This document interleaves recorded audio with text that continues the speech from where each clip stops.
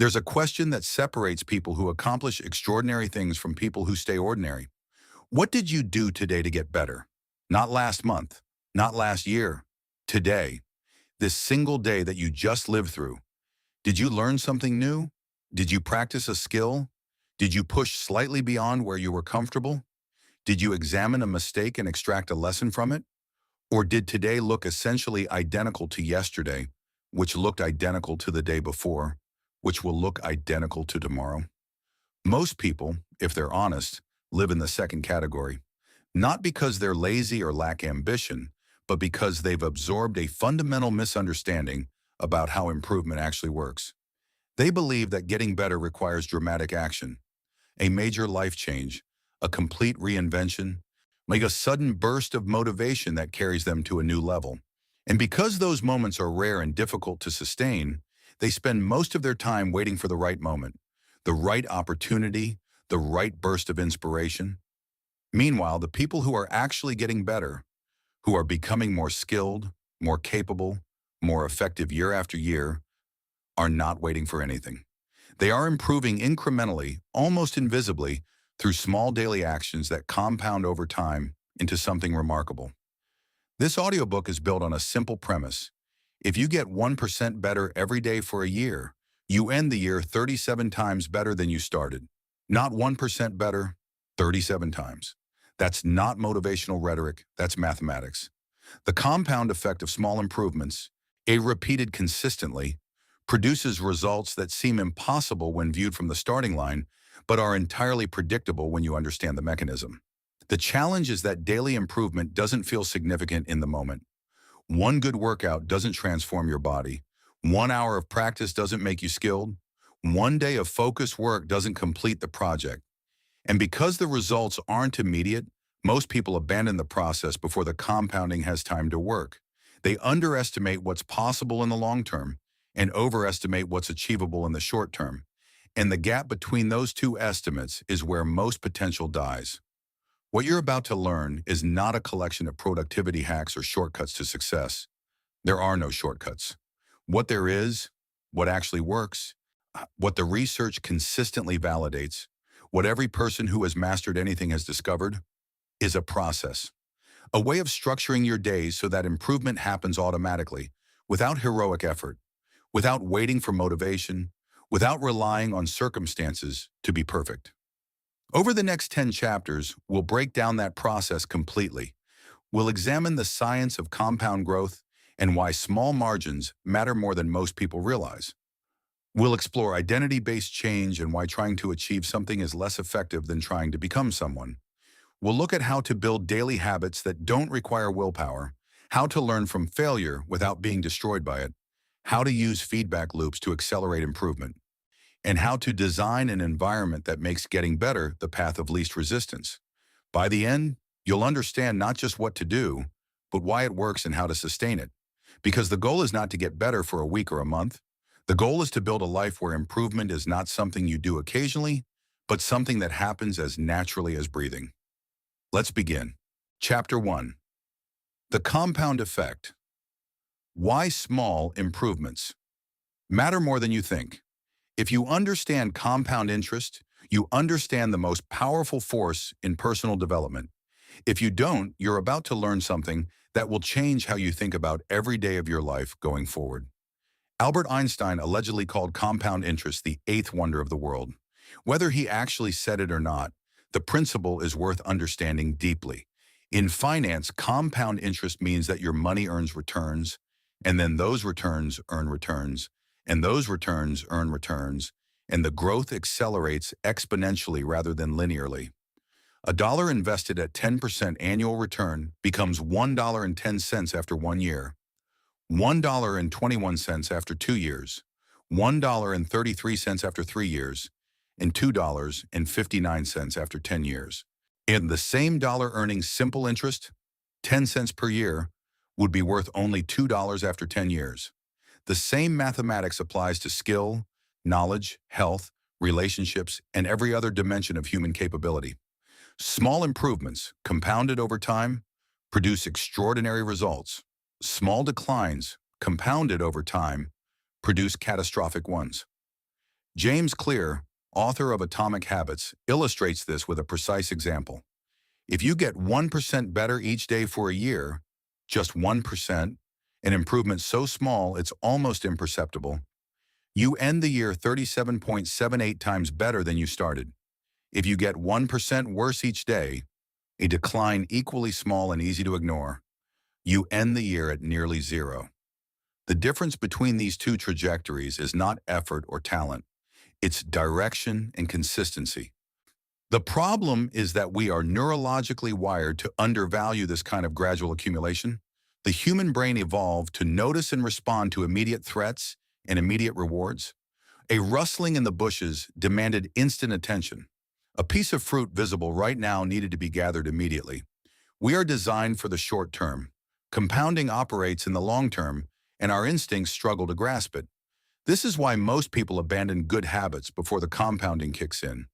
They work out for 2 weeks and see minimal change. They practice a skill for a month and still feel incompetent. They save money for 6 months and the account balance still feels insignificant. The gap between effort invested and results visible is wide, and that gap is where most people quit.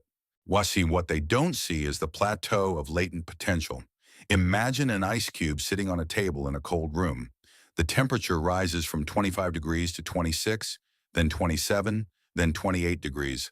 Nothing happens. The ice remains solid. At 31 degrees, still nothing. But at 32 degrees, 1 degree warmer, the ice begins to melt. The transformation is sudden and visible, but it was not caused by that final degree. It was caused by the cumulative effect of all the degrees that came before. Skill development works the same way. You practice and see no visible improvement. You feel stuck, and then, seemingly all at once, you break through.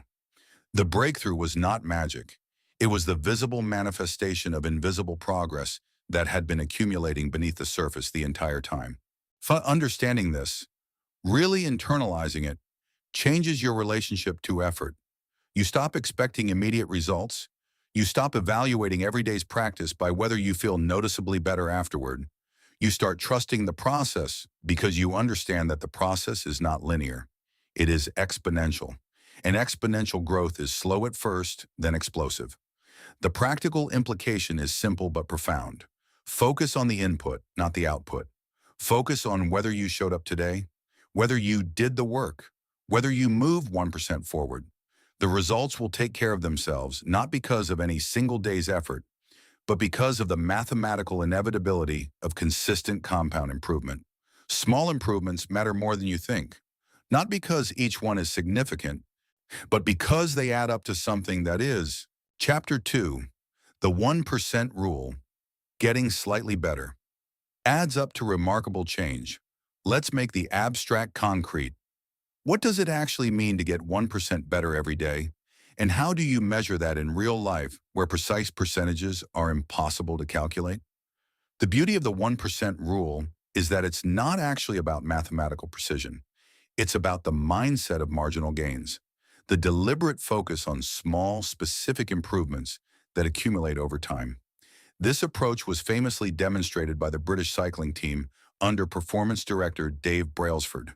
When Brailsford took over in 2003, British cycling had been mediocre for decades. No British cyclist had ever won the Tour de France. The team rarely won Olympic medals.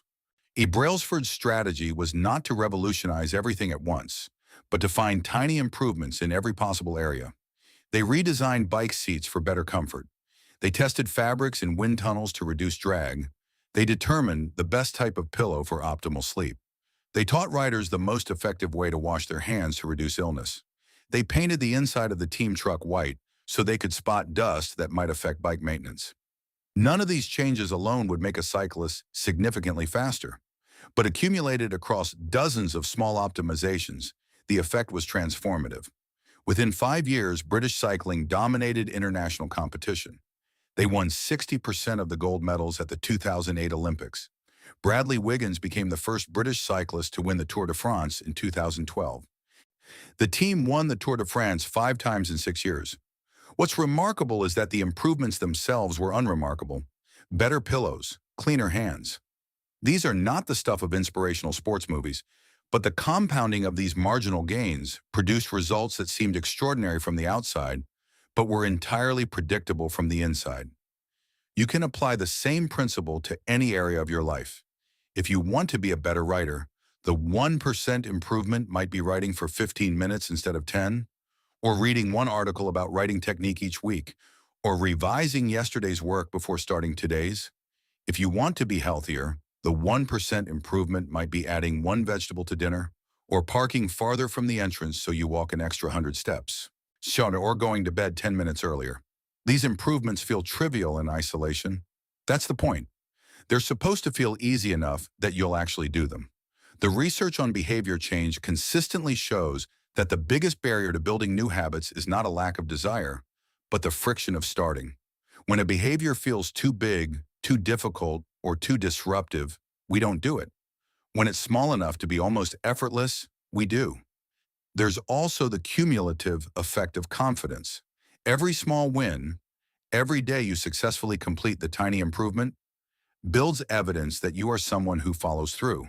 Psychologists call this self-efficacy, your belief in your own capability to execute on what you intend to do. Self-efficacy is one of the strongest predictors of long-term success in any domain, and it is built through repeated demonstrations to yourself that you can do what you say you'll do. The 1% rule protects against the most common failure mode of improvement, trying to change too much too fast. The person who joins a gym in January and commits to working out 7 days a week is setting themselves up for failure, not because they lack discipline, but because they've created a behavior change that requires sustained willpower. And willpower is a finite resource. The person who commits to 10 minutes of exercise 3 times a week is far more likely to still be exercising in March. And by March, the habit is established and can be gradually expanded. Start smaller than feels meaningful. Embarrassingly small. If you want to read more, commit to 1 page per day. If you want to meditate, commit to 1 minute. If you want to learn a language, commit to 1 new word. The goal is not the immediate result. The goal is to establish the pattern of showing up. Once showing up is automatic, you can increase the intensity, but you cannot increase what doesn't exist. 1% better today. That's the entire game. Chapter 3, Identity-Based Improvement. Becoming versus achieving. Most people approach improvement backward. They focus on what they want to achieve, lose 20 pounds, earn more money, write a book, and then try to build habits that will get them there. This approach works sometimes, but it fails more often than it succeeds. And when it does succeed, the results are often temporary. There's a better way, one grounded in how identity and behavior actually interact in the human brain. Instead of focusing on what you want to achieve, focus on who you want to become. The distinction sounds subtle. It is not. When you focus on outcomes, I want to run a marathon. Your motivation is extrinsic. The goal is external to you. You either reach it or you don't, and once you reach it, the motivation evaporates. And this is why people who lose weight through sheer willpower often gain it back. The goal was the number on the scale, and once that number was reached, the behaviors that produced it were no longer necessary. When you focus on identity, I am a runner, the motivation becomes intrinsic. It's not about reaching a destination. It's about acting in alignment with who you are. Runners run, not because they have to, not because they're chasing a specific goal, but because running is what runners do. This shift from goal-oriented behavior to identity-driven behavior is what makes change sustainable. Research by psychologist Sean Nichols and others suggests that people act in ways consistent with their self-concept. If you see yourself as someone who reads, you read. If you see yourself as someone who is healthy, you make healthy choices. So if you see yourself as someone who learns continuously, you seek out learning opportunities. The behavior flows from the identity. The practical question becomes, how do you build a new identity? Because you can't simply decide to be a different person and have it be true. Identity is not chosen through declaration. It is built through evidence. Every action you take is a vote for the type of person you are becoming. Every time you go to the gym, you cast a vote for being an athlete. Every time you write, you cast a vote for being a writer. Every time you choose the healthy meal, you cast a vote for being someone who values their health. No single vote determines the outcome, but enough votes accumulated over time shift the majority. You start to genuinely see yourself differently because you have the evidence to support it. And once the identity shifts, the behavior that supports it becomes easier. It's no longer something you're forcing yourself to do. It's something you do because it's who you are. This is why the 1% rule we discussed in the last chapter is so powerful. It's not just about the compounding of results, it's about the compounding of identity. Every small action reinforces the self-concept. Every day you show up, even for 1%, you are gathering evidence that you are the kind of person who shows up. And the person who shows up consistently will eventually become the person who achieves extraordinary things. The shift from outcome-based goals to identity-based systems also removes the psychological trap of all or nothing thinking. If your goal is to lose 20 pounds and you only lose 15, watch, you've failed by your own definition. If your identity is someone who takes care of their body, every healthy choice is a success. There is no failure state, only a continuous process of becoming. Ask yourself, who do I want to become? Not what do I want to achieve, but who? Someone who is healthy, someone who creates, someone who learns, someone who builds. Once you have that answer, the question for every choice becomes simple. Does this action align with the person I'm trying to become? If yes, do it. If no, don't. You are not fixed. You are not stuck being who you have been. Every day, through the accumulation of small actions, you are becoming someone. The only question is whether you are becoming that person deliberately or by accident. Chapter 4. The Daily Non-Negotiables. Building your foundation.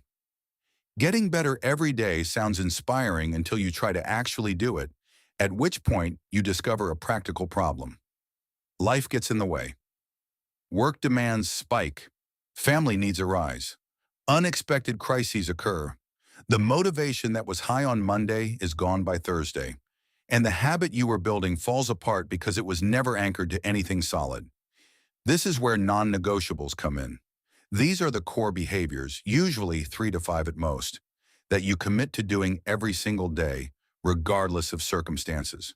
Not when you feel like it, not when it's convenient, every day. The same way you brush your teeth, eat meals, and go to sleep. These are the foundation of continuous improvement, and without them, everything else is optional. The research on habit formation, particularly the work of B.J. Fogg at Stanford and Charles Duhigg, emphasizes that habits stick when they're tied to consistent cues and kept simple enough to execute even on difficult days.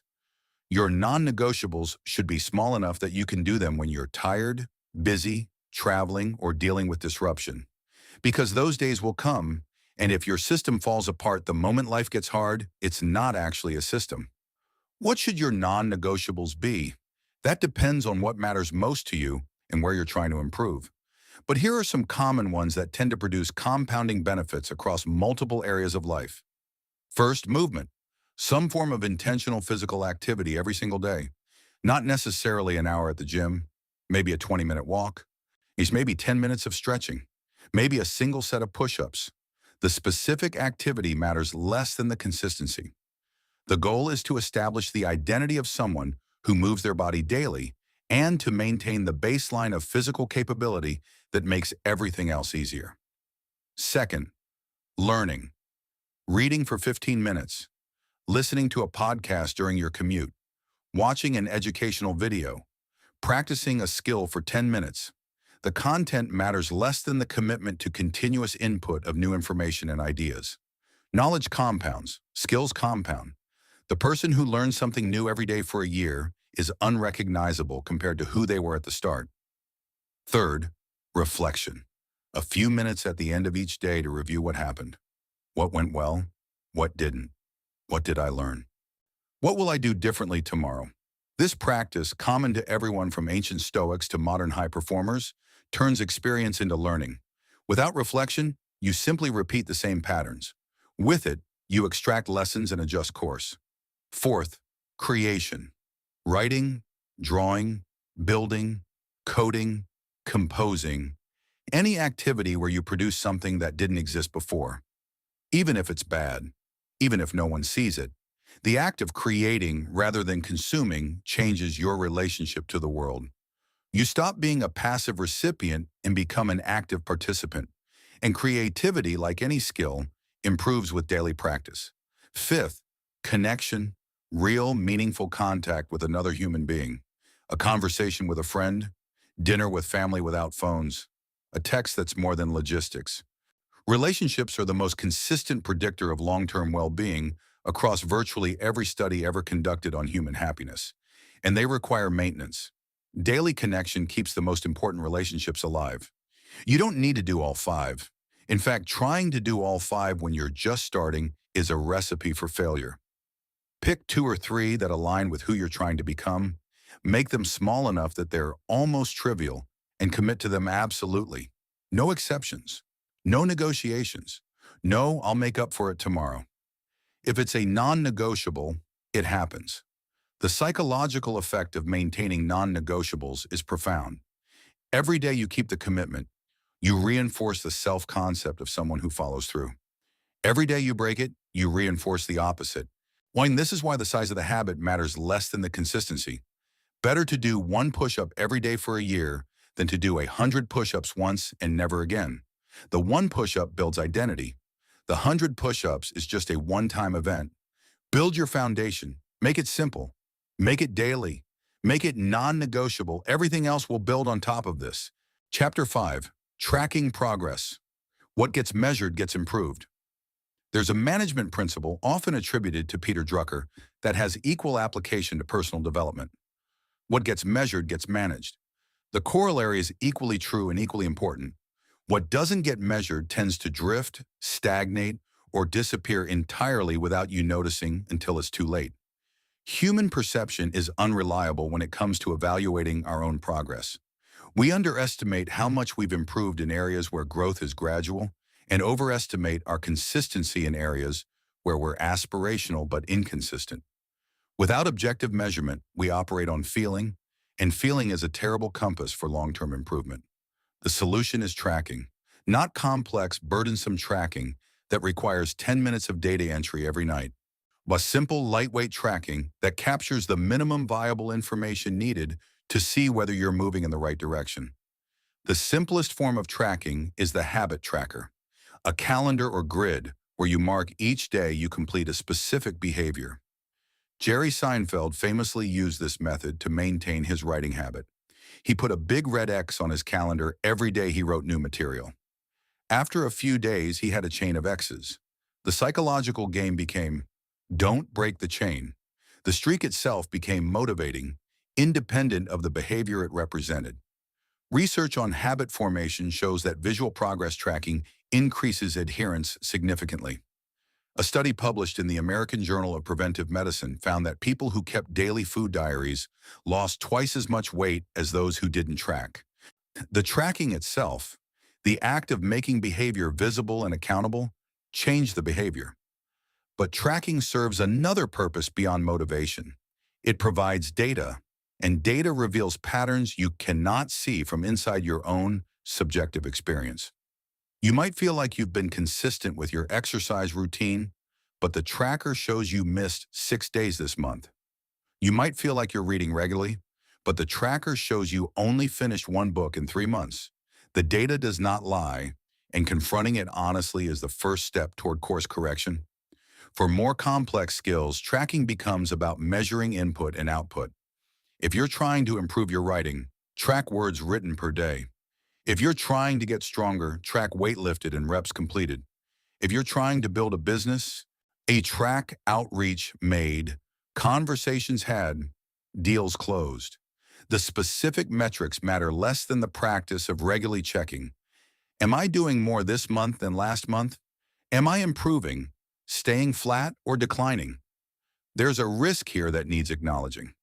Measurement can become obsessive. The person who tracks every calorie, every step, every minute can lose sight of why they were tracking in the first place. Tracking is a tool, not a goal. It serves improvement. It should not become a source of anxiety or an end in itself. If you find that tracking is making you miserable rather than informing you, simplify or stop. The point is progress, not perfection. One particularly powerful form of tracking is the before and after snapshot. Take a photo, record a video of yourself performing a skill, write down your current performance level. And then, 3 months later, 6 months later, a year later, compare. The gap between where you were and where you are becomes undeniable. On a day-to-day basis, progress is invisible. Over months, it becomes obvious. But only if you have the data to prove it. The most sustainable tracking systems are the ones that require the least friction, a simple check mark on a calendar, a number in a spreadsheet, a daily photo. The easier it is to track, the more likely you are to keep doing it. And consistency in tracking, like consistency in the behavior itself, is what makes the system work. Track what matters, review it regularly, let the data inform your decisions, and when the data shows you're off course, adjust. That's the loop that turns effort into results. Chapter 6. Learning from failure. Why setbacks are data, not defeat. If you're trying to get better every day, you will fail, frequently, visibly, sometimes embarrassingly. And the way you respond to that failure will determine whether you actually improve or simply churn in place while feeling bad about yourself. The dominant cultural narrative around failure has become more sophisticated in recent years. We've moved from failure is bad to failure is a learning opportunity. But knowing intellectually that failure contains lessons is different from actually extracting those lessons and using them. Most people, when they fail, either beat themselves up about it or avoid thinking about it entirely. Neither response produces learning. Us psychologist Carol Dweck's research on mindset distinguishes between two fundamental ways people interpret setbacks. People with a fixed mindset see failure as evidence of their inadequacy. They failed because they're not good enough, not smart enough, not talented enough. People with a growth mindset see failure as information. They failed because their current approach didn't work, and now they have data about what to try differently. The difference is not semantic. It produces completely different behavioral outcomes. Fixed mindset individuals avoid challenges that might result in failure, which means they stop learning. Growth mindset individuals seek challenges that push them to their current limit, which is precisely where learning happens. Over time, these different responses to failure compound into dramatically different trajectories. The practical skill is learning to decouple failure from identity. When you fail at something, you did not fail as a person. A specific approach in a specific context produced a specific result. That result contained information. What was the information? What did the failure reveal about your current level of skill, your preparation, your strategy, your assumptions? One useful practice is the failure autopsy. After something goes wrong, a presentation that bombed, a project that failed, a conflict that escalated, sit down and analyze it systematically. What was I trying to accomplish? What did I do? What was the result? Why did that happen? What would I do differently next time? This process converts an emotional event into an analytical one. It removes the shame and replaces it with curiosity. There's also the question of how you define failure in the first place. Many people treat any outcome short of perfection as failure, which means they spend their entire lives failing and feeling accordingly. A more useful definition: failure is not trying or not learning from what happened. If you tried something new, pushed your boundaries, took a risk and it didn't work, that's not failure. That's an experiment. The only failure is stagnation.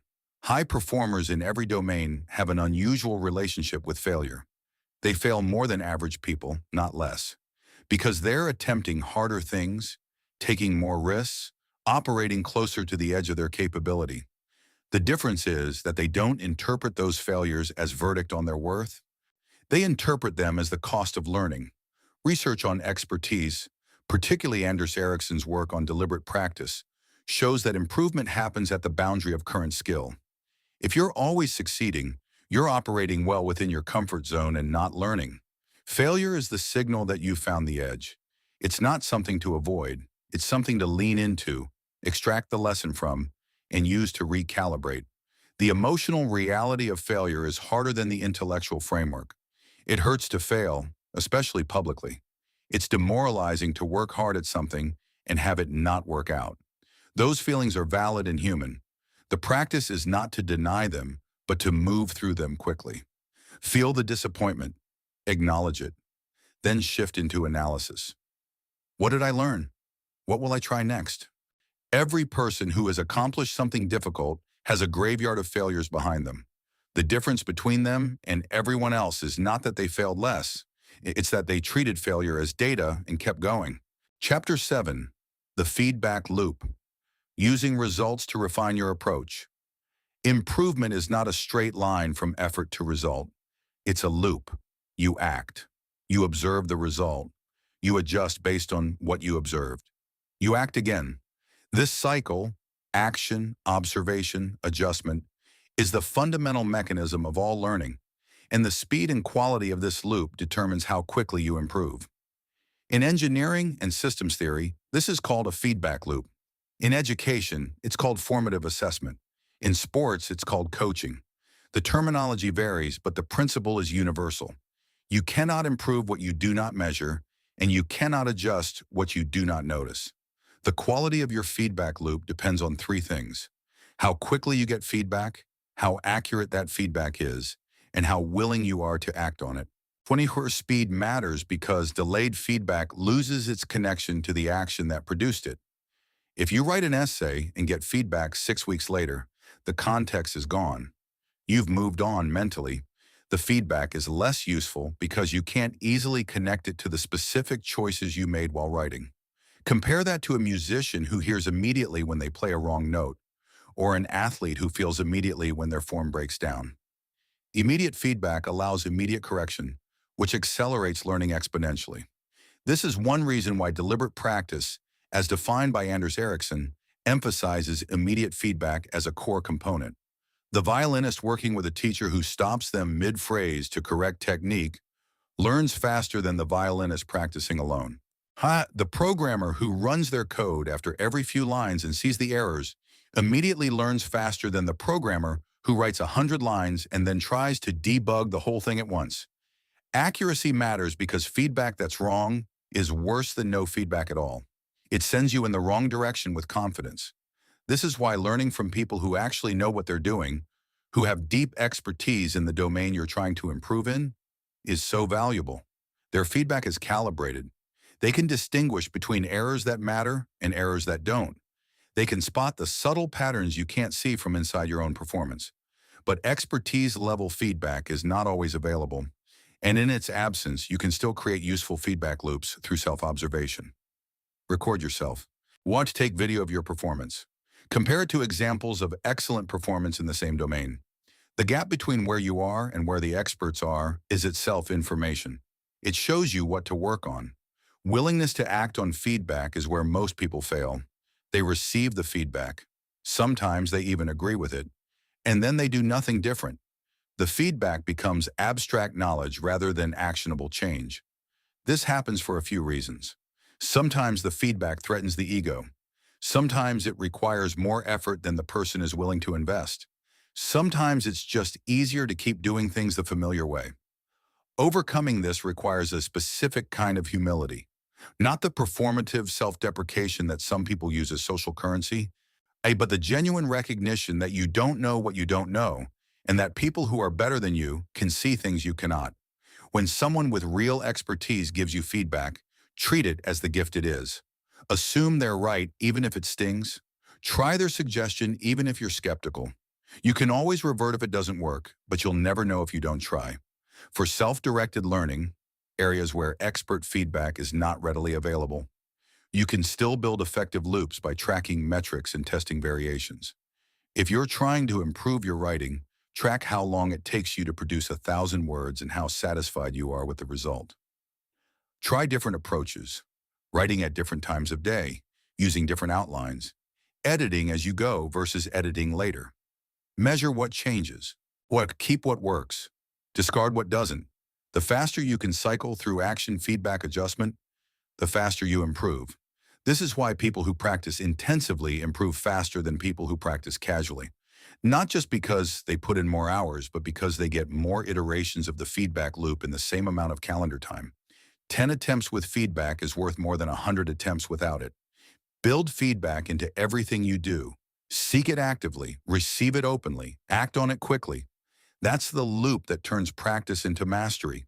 Chapter 8, Consistency over Intensity. Showing up beats burning out.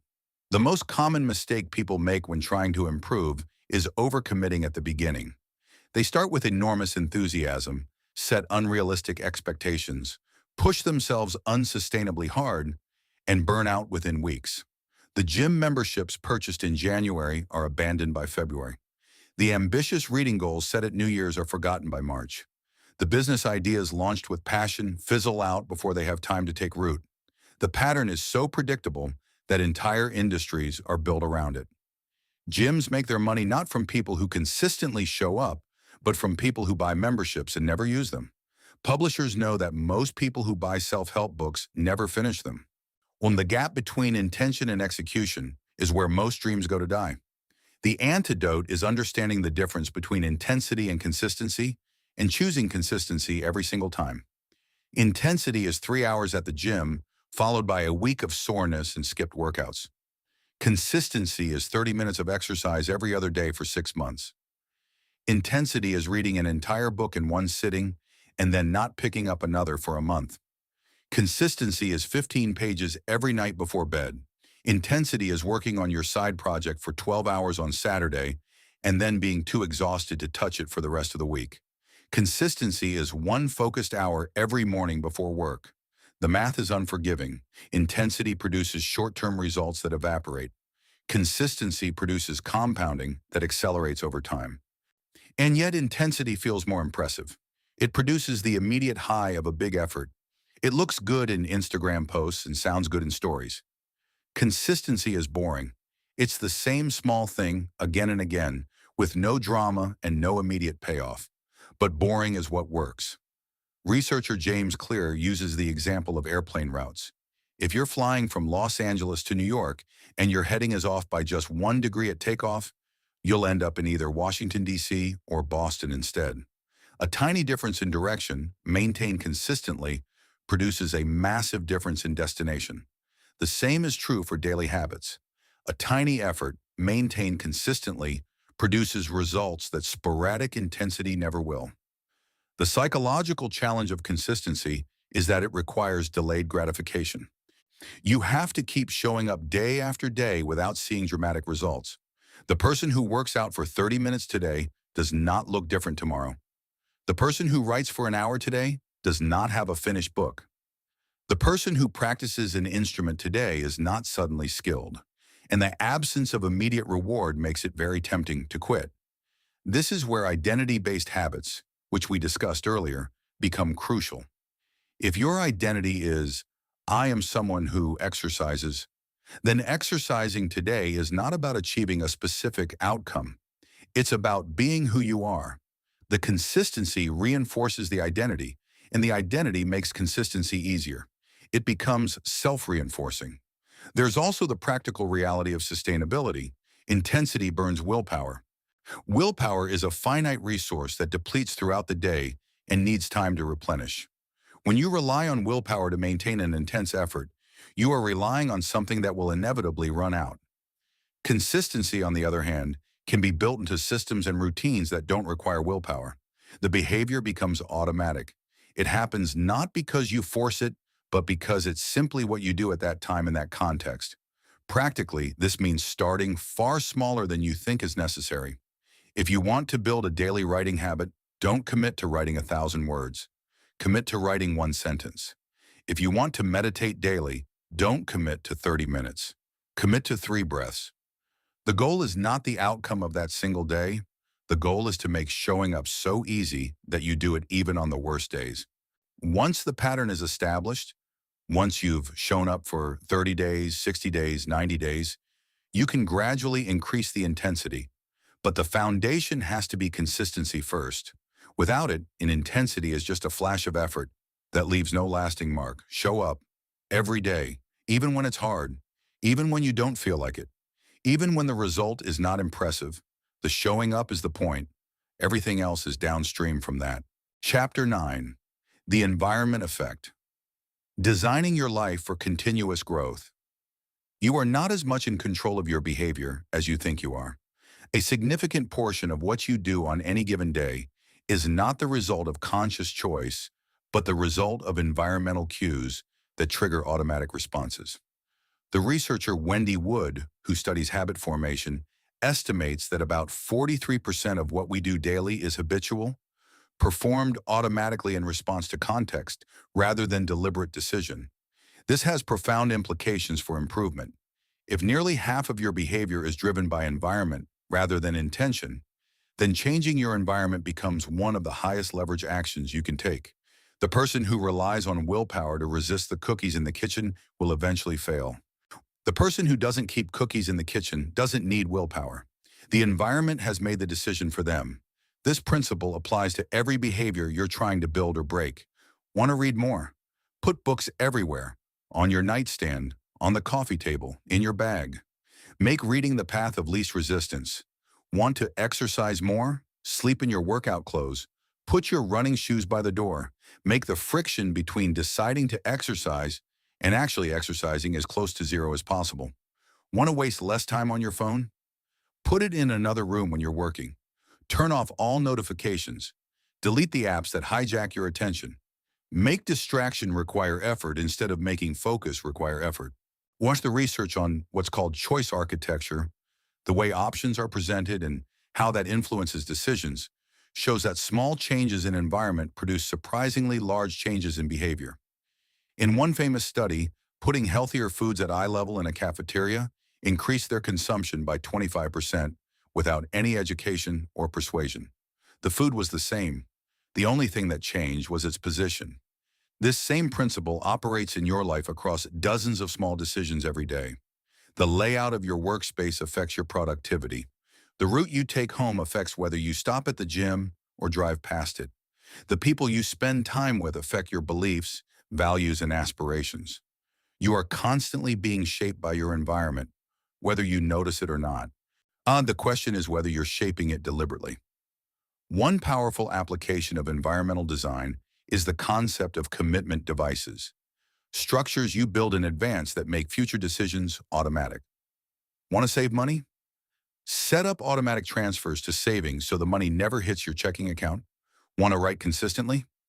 Schedule a recurring meeting with yourself on the calendar and treat it like you would a meeting with anyone else. Want to learn a language? Prepay for lessons so the cost of skipping is immediate and visible. Social environment matters as much as physical environment.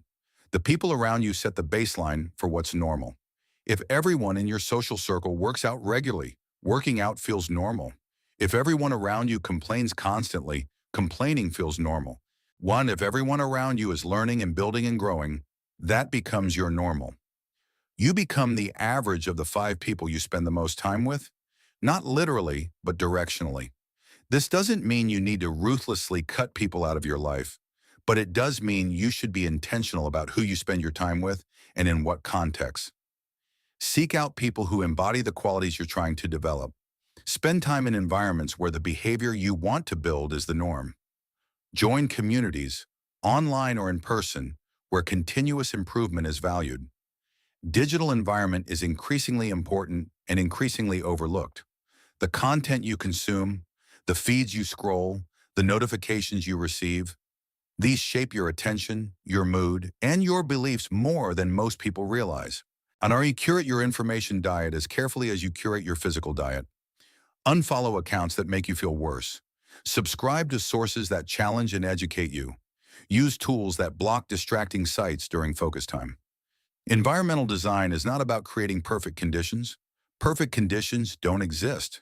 It's about tilting the playing field in your favor, about making the behaviors you want slightly easier and the behaviors you don't want slightly harder. That slight difference, compounded across hundreds of decisions, changes everything. Design your environment. Don't wait for it to be right. Make it right. Chapter 10. The Long Game. Why getting better never stops. There is no finish line. This might be the hardest truth to accept about continuous improvement, and also the most liberating. You do not get better for a year and then arrive at a destination called better and stay there. You do not master a skill and then stop needing to practice it. You do not build a healthy body and then get to ignore it. Improvement is not a project with an end date. It is a way of living. This frustrates people who are looking for a final answer, a point at which they can relax and coast. But the alternative, stagnation, is far worse. The world does not stand still. The skills that made you valuable 5 years ago are less valuable today. The body that was strong last year weakens without maintenance. The knowledge that was current a decade ago is now outdated. Standing still is not actually an option. You are either improving or declining. There is no steady state. The good news is that once you internalize this, once you stop fighting it and accept that improvement is the game you're playing for the rest of your life, it becomes significantly less burdensome. The pressure to reach some final state of perfection evaporates. The anxiety about whether you're good enough dissolves. You are not good enough. You never will be. And that's fine because the point was never to be finished. The point was to keep getting better. This mindset shift is what separates people who sustain excellence over decades from people who achieve it briefly and then lose it. The person who thinks of fitness as something you do to get in shape treats it as a temporary project. They work out hard, reach their goal weight or strength target, and then stop. 6 months later, they're back where they started. The person who thinks of fitness as a permanent part of their identity keeps showing up, not because they're chasing a goal, but because that's who they are. The long game also requires accepting plateaus. Improvement is not linear. You will have periods of rapid progress where everything clicks and you feel like you're flying. You will also have long stretches where nothing seems to change, where effort produces no visible result, where you feel stuck. These plateaus are not failure. They are consolidation. Your brain and body are integrating what you've learned, building the foundation for the next jump. True, but you only get the next jump if you keep showing up during the plateau. Research on skill acquisition shows that expertise develops in stages, not in smooth curves. You improve rapidly at first when everything is new. Then you hit a plateau as you master the basics. Then another period of improvement as you tackle intermediate challenges. Then another plateau, then another leap. The pattern repeats for as long as you keep practicing. The amateurs quit during the first plateau because they interpret the lack of visible progress as evidence that they've reached their limit. The experts know the plateau is temporary and trust the process. Another dimension of the long game is adapting as you grow. The practices that served you at one level may not serve you at the next. The beginner runner focuses on showing up consistently. The intermediate runner works on speed and distance. The advanced runner focuses on recovery, nutrition, and technique refinement. The specifics of what getting better means will shift as your baseline rises. This is good. It means you're growing. There's also the reality of seasons. Life will throw disruptions at you. Illness, job changes, new responsibilities, family crises. During these periods, the intensity of your improvement efforts may need to decrease. That's fine. The goal during difficult seasons is not to maintain peak performance. The goal is to maintain the identity and the basic habits so that when the season passes, you have something to rebuild from. Even 5 minutes a day keeps the thread alive. The long game requires patience, which is perhaps the scarcest resource in modern life. We want results now, and we want transformation in weeks. We look at people who are 10 years ahead of us and wonder why we're not there yet after 10 months. But those people spent the 10 years. They showed up when it was hard. They kept going when progress was invisible. They played the long game, and the long game eventually paid off in ways that seem magical from the outside, but were entirely predictable from the inside. Getting better every day is not a sprint. It is not even a marathon. It is the decision to keep moving forward at whatever pace is sustainable for the rest of your life. Some days you will move quickly. Some days you will barely move at all. But as long as the average direction is forward, the compounding will work. Time will pass regardless. The question is who you'll be when it does. Imagine yourself 3 years from now, not in a fantasy where everything went perfectly, but in the realistic trajectory of someone who took this audiobook seriously and applied it consistently. You are noticeably different, not because of any single dramatic change, but because of the accumulation of 1,000 small improvements. You are stronger, healthier, more capable physically. You know more. You've read over 100 books, learned skills you didn't have, developed expertise in areas that were once foreign to you. You create things regularly. You solve problems more effectively. You handle difficulty with less drama and more competence. The people around you have noticed something, though they might not be able to name it precisely. There's a quality of steadiness to you, a sense that you're on a trajectory, that you're becoming someone. They ask how you did it, and you don't have a dramatic story to tell. You just showed up every day for 3 years. The compounding did the rest. None of this required extraordinary circumstances. It didn't require quitting your job, moving to a new city, or having some life-altering revelation. It required something far simpler and far harder: the decision to improve 1% every single day, and the discipline to follow through on that decision when it was inconvenient, uncomfortable, or boring. This is available to you right now, today, not tomorrow, not when life calms down, not when you have more time or fewer obligations or better circumstances. The conditions will never be perfect. They were never supposed to be. Improvement happens in the gap between where you are and where you want to be, and that gap exists regardless of circumstances. Start smaller than feels meaningful. Pick one area, one habit, one tiny improvement. Commit to it absolutely for 30 days. Track it, protect it. Let it become automatic. Then add another. Not because you're trying to do everything, but because you're learning how to do anything. And once you've learned that, once you've internalized that sustained effort produces real change, you can apply it to every area of your life that matters. The person you are today is the result of the choices you made yesterday, last week, last year. The person you will become is being built right now through the small decisions you make today. Whether you notice them or not, whether you're intentional about them or not, you are always becoming someone. The only question is whether that someone is deliberate or accidental. Choose deliberate. Choose improvement. Choose the long game. Not because it's easy or immediately rewarding, but because 3 years from now, you'll be somewhere. The only question is whether that somewhere is further than where you are now, or roughly the same place with 3 more years of regret attached. Get 1% better today. Do it again tomorrow. Keep doing it. Watch what becomes possible when you stop waiting for transformation and start building it. The person you're capable of becoming is extraordinary, not because you're special, but because sustained effort in a consistent direction produces extraordinary results. That's just how compounding works. Start now.